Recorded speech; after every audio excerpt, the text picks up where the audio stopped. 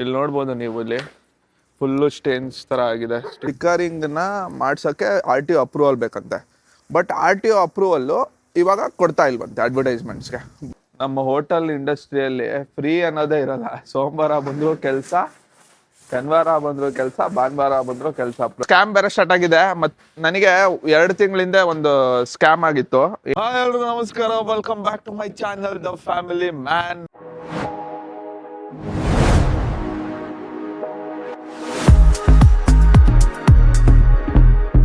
ಇವತ್ತು ಮಂಡೇ ಅಂದ್ರೆ hotel close ಆಗಿರುತ್ತೆ. ಫ್ರೀ ಟೈಮ್ ಇವತ್ತು ನಮಗೆ. ಇವತ್ತು ಫ್ರೀ ಟೈಮಲ್ಲಿ ಫ್ರೀ ಟೈಮಲ್ಲೂ ನಮಗೆ ಕೆಲಸ ಇರುತ್ತೆ. ಕೆಲಸ ಏನು ಅಂತಂದರೆ ಗಾಡಿ ವಾಶ್ ಮಾಡೋದು. ಸೊ ಗಾಡಿ ವಾಶ್ ಮಾಡೋಣ ಅಂತ ಮಾಡ್ತಾ ಇದ್ದೀವಿ, ಎಲ್ಲ ಕ್ಲೀನ್ ಮಾಡಿಕೊಂಡು. ಯೂಶಲಿ ನಾವು ವಾಶ್ ಮಾಡಲ್ಲ, ಆಚೆ ಬಿಟ್ಬಿಟ್ಟು ವಾಶ್ ಮಾಡಿಸ್ತೀವಿ. ಬಟ್ ಇವತ್ತು ಸ್ವಲ್ಪ ಎಕ್ಸಸೈಸ್ ಥರನೂ ಆಗಲಿ ಮಾಡೋಣ ಅಂದ್ಬಿಟ್ಟು ವಾಶ್ ಮಾಡ್ತಾ ಇದ್ದೀವಿ. ವಾಷಿಂಗ್ ಆಗ್ತಾ ಇದೆ. ಸೊ ಇದಾಯಿತು, 3 years ಆಯಿತು ಗಾಡಿ. 3 years ಆಯಿತು ಇದು ಟಾಟಾ ಎಸ್ ಪರ್ಚೇಸ್ ಮಾಡಿ. ಇಲ್ಲಿ ನೋಡ್ಬೋದು ನೀವು, ಇಲ್ಲಿ ಫುಲ್ಲು ಸ್ಟೇನ್ಸ್ ಥರ ಆಗಿದೆ. ಸ್ಟಿಕ್ಕರಿಂಗ್ ಇದ್ರ ಥರ ಸ್ಟಿಕ್ಕರ್ ಹಾಕಿದ್ವಿ. ಇದು ಅಡ್ವರ್ಟೈಸ್ಮೆಂಟ್ ಸ್ಟಿಕ್ಕರು. ಬಟ್ ಇದು ಹಾಕಂಗಿಲ್ಲ, ಇದಕ್ಕೇನೋ ಅಪ್ರೂವಲ್ ಬೇಕು ಅಂತ ಹೇಳಿ RTOದವರು ಫೈನ್ ಹಾಕಿದ್ರು, ತೆಗೀರಿ ಅಂತ ಅಂದ್ಬಿಟ್ಟು. ಹಾಗಾಗಿ ತೆಗ್ದಿದ್ದಕ್ಕೆ ಸ್ಟಿಕ್ಕರಿಂಗ್ದು ಗಮ್ಮೆಲ್ಲ ಇದರಲ್ಲೇ ಇಟ್ಕೊಂಡು ಈ ಅವಸ್ಥೆ ಆಗಿದೆ. ನೋಡಿದ್ರೆ ಯಾವುದೋ ಹಳೇ ಗಾಡಿ ಥರ ಅನಿಸುತ್ತೆ. ಬಟ್ 3 years ಆಯಿತು ಸ್ಟಿಕ್ಕರಿಂಗಿಂದ ಈ ಥರ ಗಮ್ಮೆಲ್ಲ ಅಂಟ್ಕೊಂಡ್ಬಿಟ್ಟು ಈ ಪರಿಸ್ಥಿತಿಗೆ ಬಂದಿದೆ. ಇವಾಗ ಇದನ್ನು ಕಂಪ್ಲೀಟ್ ಎಲ್ಲ ಸ್ಕ್ರ್ಯಾಚ್ ಮಾಡಿಸಿ, ಮತ್ತು ರಬ್ಬಿಂಗ್ ಮಾಡಿಸಿ, ಪ್ರೈಮರೆಲ್ಲ ಹಾಕ್ಸ್ಬಿಟ್ಟು ಮತ್ತೆ ಒಂದು ಕೋಟ್ ಫುಲ್ ಪೇಂಟ್ ಮಾಡಿಸ್ಬೇಕು. ಸೊ ಇದನ್ನು ದೀಪಾವಳಿಗೆ ಫುಲ್ಲು ಪೇಂಟಿಂಗ್ ಮಾಡಿಸ್ತೀವಿ. ಅಂದರೆ ಓನ್ಲಿ ಕ್ಯಾರಿಯರ್ ಅಷ್ಟೇ, ಫ್ರಂಟ್ ಏನಿಲ್ಲ. ಫ್ರಂಟ್ ಆ್ಯಸ್ ಯೂಶ್ವಲ್ ಶೋರೂಮಿಂದ ಬಂದಿರೋದು. ಇದು ಶೋರೂಮಿಂದ ಬಂದಿರೋದು, ಏನೂ ಆಗೋಲ್ಲ ಪೇಂಟು, ಅದು ಹಂಗೆ ಇರುತ್ತೆ. ಸೊ ಇದೇನು ಮೇಲ್ಗಡೆ ಟಾಪ್ ಕಾಣಿಸ್ತಿದೆ, ಈ ಟಾಪ್ ಆಗಿರ್ಬೋದು, ಹಿಂದಗಡೆ ಕ್ಯಾರಿಯರ್ ಆಗಿರ್ಬೋದು, ಇದೆಲ್ಲ ಎಕ್ಸ್ಟ್ರಾ ಫಿಟ್ಮೆಂಟು. ಇದನ್ನು ಕಂಪ್ಲೀಟ್ ಪ್ರೈಮರ್ ಹಾಕಿ, ರಬ್ಬಿಂಗ್ ಮಾಡಿ ಪ್ರೈಮರ್ ಹಾಕಿ ಮತ್ತೆ ಹೊಸದಾಗಿ ಮಾಡಬೇಕು. ಅದನ್ನು ಮಾಡೋಣ, ದೀಪಾವಳಿ ಟೈಮಲ್ಲಿ ಮಾಡೋಣ. ಈ ಝೆನ್ನೂ ಅಷ್ಟೇ ಔಟ್ರ್ ವಾಶ್ ಮಾಡಬೇಕು. ಝೆನ್ದು ಸ್ವಲ್ಪ ಕೆಲಸಗಳಿದೆ, ಸುಮಾರು ಕೆಲಸಗಳಿದೆ. ಸಸ್ಪೆನ್ಷನ್ ವೀಕ್ ಆಗಿದೆ, ಸಸ್ಪೆನ್ಷನ್ ಹಾಕ್ಸ್ಬೇಕು. ಸ್ಟೇರಿಂಗ್ ರಾಡು ಅಷ್ಟೇ ಸ್ವಲ್ಪ ಅಲ್ಲಾಡ್ತಿದೆ. ಸ್ಟೇರಿಂಗ್ ರಾಡ್ನೆಲ್ಲ ಇದೊಂದು ಸತಿ ಎಲ್ಲ ರೆಡಿ ಮಾಡಿಸಿ, ನೆಕ್ಸ್ಟ್ ಇನ್ನೊಂದು 50,000 ಕಿಲೋಮೀಟರ್ಸ್ಗಂತೂ ಏನೂ ಪ್ರಾಬ್ಲಮ್ ಇಲ್ಲ, ಒಳ್ಳೆ ಕಂಡೀಷನಲ್ಲಿ ಇದೆ. ಬಟ್ ಏನಂದರೆ ಸ್ವಲ್ಪ ಸಸ್ಪೆನ್ಷನ್ ಪ್ರಾಬ್ಲಮ್. ಇವಾಗಿರೋ ರೋಡ್ಗಳಲ್ಲಿ ಓಡಾಡಿ ಎಲ್ಲ ಹಳ್ಳ ಗುಂಡಿಲಿ ಓಡಾಡಿ ಸ್ವಲ್ಪ ಸಸ್ಪೆನ್ಷನ್ಸ್ ವೀಕ್ ಆಗಿದೆ, ಫ್ರಂಟ್ ಟು ಬ್ಯಾಕ್ ಎರಡೂ. ಸಿಂಗಲ್ ಯೂಸ್ ಅಂದರೆ ಇಬ್ಬರು ಕುತ್ಕೊಂಡು ಓಡಾಡೋಕ್ಕಂತೂ ಸೂಪರ್ ಕಾರ್ ಇದು. ನಮ್ಮ ಮನೆ ಹತ್ರ ಓಡಾಡೋಕ್ಕಾಗಿರ್ಬೋದು, ವಿತಿನ್ ಸಿಟಿ ಲಿಮಿಟ್ಸ್ 15 to 20 ಕಿಲೋಮೀಟರ್ಸ್ಗೆ ಒಳ್ಳೆ EV ಕಾರ್ ಥರ ನೀಟಾಗಿ ಮೇಂಟೈನ್ ಮಾಡಿಕೊಂಡು ಆರಾಮಾಗಿ ಓಡಿಸ್ಕೋಬೋದು. ಸೊ ಹಾಗಾಗಿ ಇದನ್ನು ನಾನು ತೊಗೊಂಡಿದ್ದು ಫಸ್ಟ್ ಓನರ್ ಹತ್ರ ತೊಗೊಂಡಿದ್ದು. ಜಸ್ಟ್ 20,000 ಹೊಡಿತು ಫಸ್ಟ್ ಓನರು. ಅವ್ರ ಹತ್ರ ನಾನು ಮಾತಾಡಿಕೊಂಡು ಒಳ್ಳೆ ಡೀಲ್ ಮಾತಾಡಿ ತೊಗೊಂಡಿದ್ದು. ಸ್ವಲ್ಪ ಜಾಸ್ತಿನೇ ಕೊಟ್ಟಿದ್ದೀನಿ, ಜನ್ನೇ ಬೇಕು ಅಂತ ಜಾಸ್ತಿನೇ ಕೊಟ್ಟಿದ್ದೀನಿ. ಬಟ್ ಗಾಡಿ ಮಾತ್ರ ಕ್ಲಾಸ್ ಆಗಿದೆ. ಸಸ್ಪೆನ್ಷನ್ ಸ್ವಲ್ಪ ವೀಕ್ ಆಗಿದೆ, ಅದೊಂಚೂರು ಮಾಡ್ಕೊಬೇಕಷ್ಟೆ. ಅದು ಬಿಟ್ಟರೆ ಟಾಟಾ ಎಸ್ಸು ಮೊನ್ನೆ ಸರ್ವಿಸ್ ಆಯಿತು. ಬ್ರೇಕ್ ಪ್ಯಾಡ್ ಎಲ್ಲ, ಬ್ರೇಕ್ ಲೈನಿಂಗ್ ಎಲ್ಲ ಹೋಗಿತ್ತು, ಅದೆಲ್ಲ ರಿಸ್ಟೋರ್ ಆಗಿ ಒಂದು ಸರ್ವಿಸ್ ಎಲ್ಲ ಆಗಿತ್ತು. 1 month ಆಯಿತು ಸರ್ವಿಸ್ ಆಗಿ. ಸೊ ಇಯರ್ಲಿ ಒಂದು ಸರ್ವಿಸ್ ಆಗುತ್ತೆ. ಇನ್ಶೂರೆನ್ಸು ಅಷ್ಟೇ, ಇನ್ಶೂರೆನ್ಸು ಎಲ್ಲ ಅಪ್ ಟು ಡೇಟ್ ಇದೆ. ಇವಾಗ ಈ ಸ್ಟಿಕ್ಕರಿಂಗಿಂದ ಸ್ವಲ್ಪ ಪ್ರಾಬ್ಲಮ್, ಅಂದರೆ ಒಂಥರ ಹಳೆ ಗಾಡಿ ಥರ ಕಾಣ್ತಿದೆ. ಇದನ್ನ ನೀಟಾಗಿ ರೆಡಿ ಮಾಡಿಸ್ಬಿಡ್ತೀವಿ ದೀಪಾವಳಿಗೆ. ಆ ಸ್ಟಿಕ್ಕರಿಂಗ್ ಏನಿದೆ, ಆ ಸ್ಟಿಕ್ಕರಿಂಗ್ನ ಮಾಡ್ಸೋಕ್ಕೆ RTO ಅಪ್ರೂವಲ್ ಬೇಕಂತೆ. ಬಟ್ RTO ಅಪ್ರೂವಲ್ಲು ಇವಾಗ ಕೊಡ್ತಾ ಇಲ್ವಂತೆ ಅಡ್ವರ್ಟೈಸ್ಮೆಂಟ್ಸ್ಗೆ. ಬಟ್ ಬೇರೆ ದೊಡ್ಡವರಾಗಿರ್ಬೋದು, ಲೈಕ್ ಕಾಂತಿ ಸ್ವೀಟ್ಸ್ ಅವರಾಗಿರ್ಬೋದು, ಇಂಡಿಯನ್ ಸ್ವೀಟ್ ಹೌಸ್ ಅವರಾಗಿರ್ಬೋದು, ಅವರೆಲ್ಲ ಫುಲ್ ಬ್ರ್ಯಾಂಡಿಂಗು ಸ್ಟಿಕ್ಕರಿಂಗ್ ಮಾಡ್ಕೊಂಡು ಅವರಿಗೆ ಪರ್ಮಿಷನ್ ಕೊಡ್ತಾರೆ, ಅಪ್ರೂವಲ್ ಕೊಡ್ತಾರೆ. ಬಟ್ ನಾನೇನೋ ಪರ್ಮಿಷನ್ನು ಅಪ್ರೂವಲ್ ಕೇಳೋಕೆ ಹೋಗಿದ್ದಕ್ಕೆ ನೀವು ಮಂಗ್ಳೂರಿಗೆ ಹೋಗಬೇಕು, DC ಆಫೀಸ್ಗೆ ಹೋಗಬೇಕು, ಅಲ್ಲಿ ಅಪ್ಲೈ ಮಾಡಿಬಿಟ್ಟು ಮಂಗಳೂರಿಂದ ನಾನು ಅಲ್ಲಿ ಹೋಗ್ಬಿಟ್ಟು ನಾನು ಅಪ್ರೂವಲ್ ತೊಗೊಂಡು ಫೀಸ್ ಪೇ ಮಾಡಿ ಆಮೇಲೆ ಇದನ್ನು ಹಾಕ್ಬೇಕಂತೆ. ಅದಕ್ಕೂ ವ್ಯಾಲಿಡಿಟಿ ಅಂತ ಇರುತ್ತೆ, 1 year 2 year 3 years ಈ ಥರ ವ್ಯಾಲಿಡಿಟಿ ಇರುತ್ತಂತೆ. ಆ ವ್ಯಾಲಿಡಿಟಿ ಪ್ರಕಾರ ಅಪ್ರೂವಲ್ ಸಿಕ್ಕಿದ್ಮೇಲೆ ಹಾಕೋಬೇಕಂತೆ. ಸೊ ಇಷ್ಟೆಲ್ಲ ರೂಲ್ಸು ರಾಮಾಯಣ ಇತ್ತು. ಸೊ ಒಂದು ಸತಿ ಹಿಡಿದ್ರು, ಒಂದು 5,000 ಫೈನ್ ಹಾಕಿದ್ರು.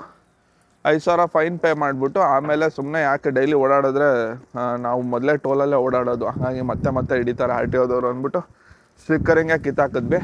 ಸದ್ಯಕ್ಕೇನು ಮಾಡಿಸಲ್ಲ, ಒಂದು ರೀಪೇಂಟ್ ಮಾಡಿಸ್ಬಿಟ್ಟು ಜಸ್ಟ್ ಒಂದು ಸ್ಮಾಲ್ ಬ್ಯಾಡ್ಜಿಂಗ್ ಕೊಡ್ತೀನಿ. ಇಲ್ಲಿ ಬ್ರದರ್ಸ್ ಬಿರಿಯಾನಿ ಅಂದ್ಬಿಟ್ಟು ಟಾಪಲ್ಲಿ ಒಂದು ಸ್ಮಾಲ್ ಬ್ಯಾಡ್ಜಿಂಗು, ಕೆಳಗಡೆ ಮಾತ್ರ ಇಲ್ಲೊಂದು ಬ್ರಾಂಚಸ್ ಏನೇನಿದೆ ಅಂದ್ಬಿಟ್ಟು ನೀಟಾಗಿ ಬ್ರಾಂಚಸ್ ಅಪ್ಡೇಟ್ ಕೊಟ್ಟು, ಫ್ರಂಟಲ್ಲೂ ಅಷ್ಟೇ ಫ್ರಂಟು ಸ್ಟಿಕ್ಕರಿಂಗ್ ಮಾಡ್ಕೊತೀನಿ. ಫ್ರಂಟ್ ಸ್ಟಿಕ್ಕರಿಂಗ್ ಎಲ್ಲ ಏನು ಪ್ರಾಬ್ಲಮ್ ಇಲ್ಲ, ಚೂರು ಬಟ್ ಇಡೀ ಫುಲ್ ಡಿಸ್ಪ್ಲೇ ಹಾಕಬಾರ್ದು ಅಂತೆ. ಫುಲ್ ಡಿಸ್ಪ್ಲೇ ಹಾಕೋದೇ ಪ್ರಾಬ್ಲಮ್ಮು ಅಂತ RTOದವ್ರು ಹೇಳ್ತಾಯಿದ್ರು. ಆ್ಯಸ್ ಪರ್ ದ ರೂಲ್ಸ್ ಇದು ಅಪ್ರೂವಲ್, ನಿಮ್ಗೆ ಯಾರೋ ಮಾಡ್ಕೊಡೋರು ಗೊತ್ತಿದ್ರೆ RTOದಲ್ಲಿ ಪ್ಲೀಸ್ ಕಾಂಟ್ಯಾಕ್ಟ್ ಮಾಡಿ ನಂಗೆ ಬೇಕಾಗಿದೆ. ಸೊ ಪ್ಲೀಸ್ ಕಾಮೆಂಟ್ ಸೆಕ್ಷನಲ್ಲಿ ಯಾರು RTOದವ್ರು ಗೊತ್ತಿದ್ದು ನಂಗೆ ಇಲ್ಲಿ ಅಡ್ವರ್ಟೈಸ್ಮೆಂಟ್ ಹಾಕೋ ಥರ ಏನಾದರೂ ಅಪ್ರೂವಲ್ ಕೊಡ್ಸೋರಿದ್ರೆ ಪ್ಲೀಸ್ ನನ್ನ ರೀಚ್ ಔಟ್ ಮಾಡಿ, ನಾನು ಅಡ್ವರ್ಟೈಸ್ಮೆಂಟ್ ಹಾಕಿಸ್ಬೇಕು.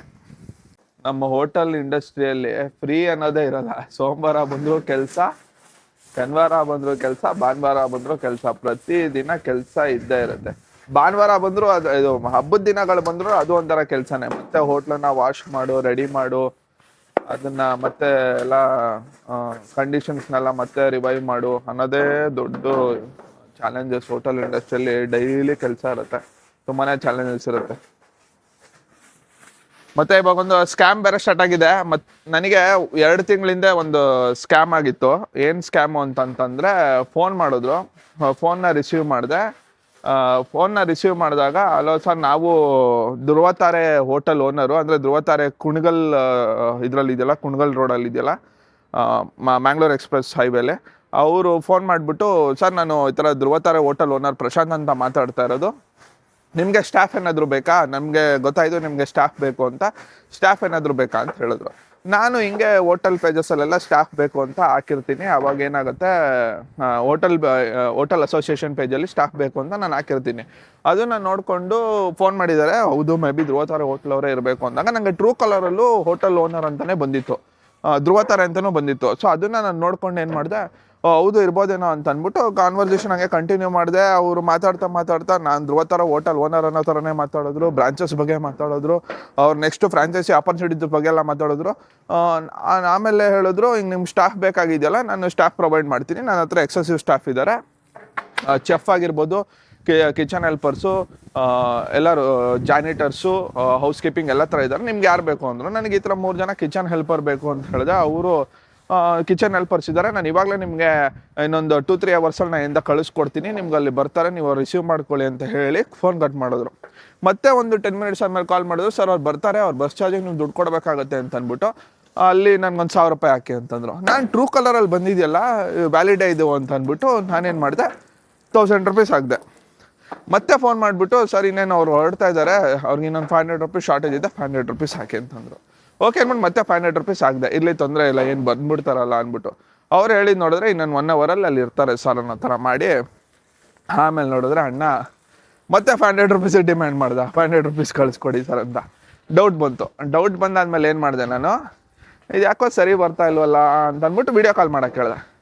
ವೀಡಿಯೋ ಕಾಲ್ ಮಾಡಿದ್ರೆ ಅವನು ವೀಡಿಯೋ ಕಾಲಲ್ಲಿ ಅಷ್ಟು ಧೈರ್ಯವಾಗಿ ಮಾತಾಡ್ತಾ ಇದ್ದಾನೆ. ಅಣ್ಣ ಯಾವ ಧ್ರುವತಾರೆ ಹೋಟೆಲ್ ಓನರು ಅಲ್ಲ, ಧ್ರುವತಾರೆ ಹೋಟೆಲ್ ಓನರ್ ಬಂದು ಆಮೇಲೆ ನಾನು ಅದ್ರದ್ದು ಹೇಳ್ತೀನಿ, ಯಾವ ಹೋಟೆಲ್ ಓನರು ಅಲ್ಲ, ಯಾವುದೋ ಹವಾಯ್ ಸ್ಲಿಪ್ಪರ್ ಹಾಕ್ಕೊಂಡು ಒಳ್ಳೆ ತಿರ್ಪಾಯಿ ಒಂಥರ ಇದ್ದಾನೆ ಅವನು. ಎಲ್ಲೋ ಕೂತ್ಕೊಂಡು ನಾನು ಧ್ರುವತಾರೆ ಹೋಟೆಲ್ ಓನರ್ ಅಂತ ಅಷ್ಟು ಕಾನ್ಫಿಡೆನ್ಸಾಗಿ ಮತ್ತೆ ಮಾತಾಡ್ತಾನೆ.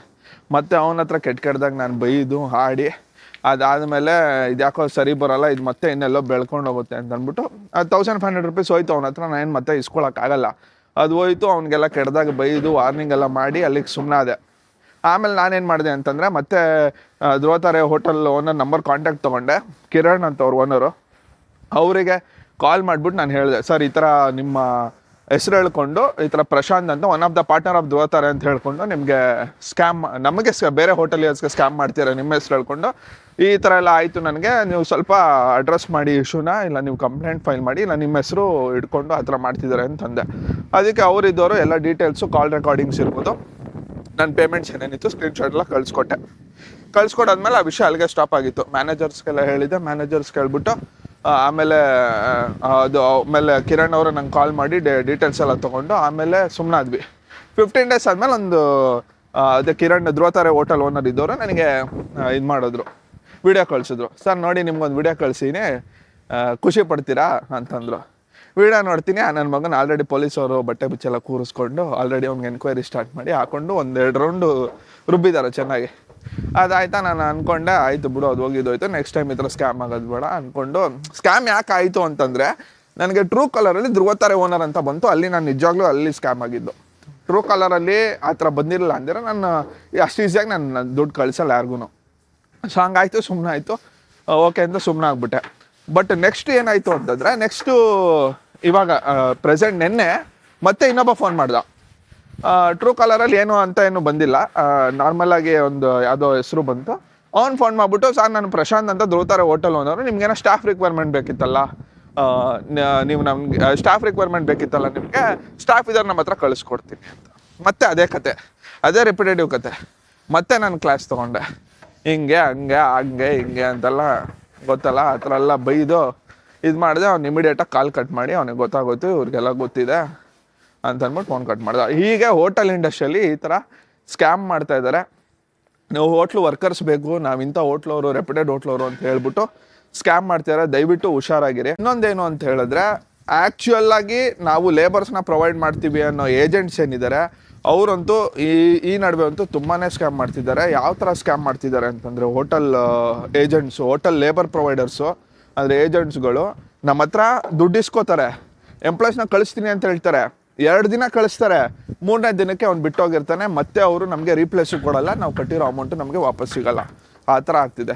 ಇನ್ನು ಕೆಲವರು ಅಮೌಂಟ್ ಹಾಕಿಸ್ಕೋತಾರೆ, ಇನ್ನೇನು 1 ಅವರಲ್ಲಿ ದುಡ್ಡು ಕಳಿಸ್ತೀವಿ, 500 ರೂಪಾಯಿ ಕಳಿಸಿ, 1000 ರೂಪಾಯಿ ಕಳಿಸಿ ಅಂತ ಅಂದ್ಬಿಟ್ಟು ಹಾಕಿಸ್ಕೊಂಡು ಮತ್ತೆ ರೆಸ್ಪಾಂಡು ಮಾಡಲ್ಲ, ಏನೂ ಇಲ್ಲ, ಬ್ಲಾಕ್ ಮಾಡಿಕೊಂಡು ಅಲ್ಲಿಗೆ ಚಾಪ್ಟರ್ ಕ್ಲೋಸ್. ಮತ್ತು ಬೇರೆ ಹೋಟ್ಲ್ ಏನಿದೆ ಅಲ್ಲಿ ಹುಡ್ಕೊಂಡು ಅವ್ರಿಗೆ ಸ್ಕ್ಯಾಮ್ ಮಾಡಿಕೊಂಡು ಈ ಥರ ಮಾಡ್ತಾರೆ. ಇವಾಗ ಪ್ರಾಪರ್ ಏಜೆಂಟ್ಸ್ ನಂಬಕ್ಕಾಗಲ್ಲ, ಅವರು ಸ್ಕ್ಯಾಮ್ ಮಾಡ್ತಿದ್ದಾರೆ. ಈ ಥರ ನಡೀತಾ ಇದೆ. ಮತ್ತೆ ಭೇಟಿಯಾಗೋಣ. ನಮಸ್ಕಾರ.